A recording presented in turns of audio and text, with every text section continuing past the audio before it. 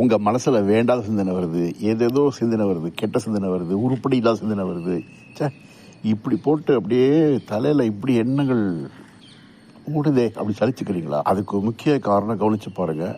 உங்களுடைய வீட்டை அல்லது அலுவலகத்தை நீங்கள் ஒழுங்கீனம் இல்லாமல் வச்சுட்ருக்கீங்கன்னு அர்த்தம். வீட்டில் பார்த்தீங்கன்னா சோஃபா மேலே துணி, சேர் மேலே துணி கிடக்கும், பொருட்கள் எல்லாம் அப்படியே இறஞ்சி கிடக்கும், செருப்பு பார்த்தா வாசலில் இறஞ்சி கிடக்கும், ஒழுங்கு இருக்காது, பெருக்கி இருக்க மாட்டீங்க, சுத்தம் இல்லாமல் இருக்கும், ஃபேன் மேலே துடைக்காமல் இருக்கும். இப்படி உங்களை சுற்றி ஒழுங்கீனமாக இருக்கிறதே ஆழ் மனசில் உங்களுக்குள்ள ஒரு குழப்பத்தை தானே ஏற்படுத்திகிட்டே இருக்கும், உங்களுக்கே தெரியாது. ஆகவே தான் உங்கள் மனசு இனி தெளிவாக இருக்கணும்னு சொன்னால், எடுக்கிற முடிவில் தெளிவு இருக்கணும்னு சொன்னால், சிந்தனை தெளிவு இருக்கணும்னு சொன்னால், ஓய்வு இருக்கணும்னு சொன்னால், உங்கள் இல்லத்தை நீங்கள் சுத்தமாக வைத்துக் கொள்ளுங்கள், ஒழுங்காக வைத்துக் கொள்ளுங்கள்.